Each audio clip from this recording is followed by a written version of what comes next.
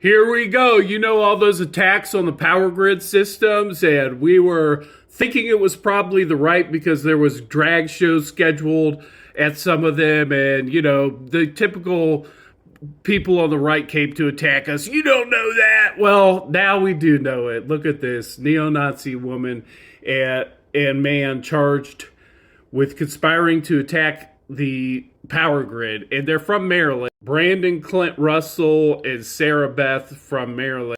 But they were planning to attack the electrical and nuclear power infrastructure in Florida. So another case of people going outside of their state to do crimes. And if you ask me, they ought to start asking these people, well, do you follow Marjorie Taylor Greene on Twitter? Were you there when she spoke for Nick Fuente at the big neo-Nazi rally?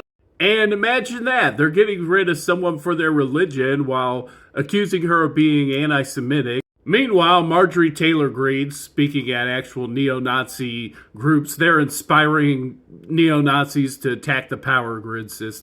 And they ought to ask DePape, too. Hey, who are you subscribed to on Twitter? Do you listen to fake Fox News all day long? What do you listen to? We ought to be able to know that information. And update on the Chinese spy balloon story.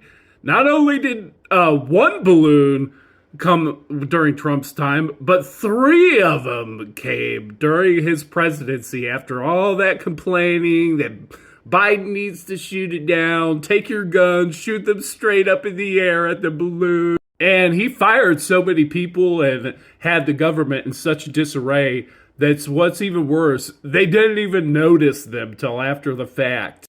That's how effective at governing he was.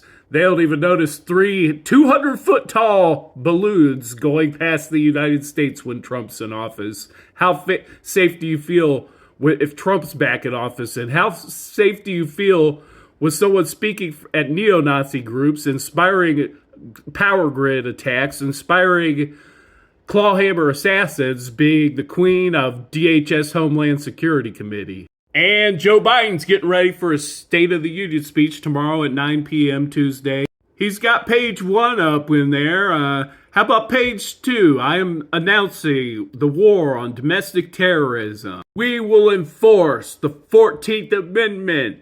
We will utilize the military to defend this nation and to take in Trump and all insurrectionists. Fully uphold our Constitution. The only thing I swear to do when I take this off, and the crowd goes wild. Tears of joy.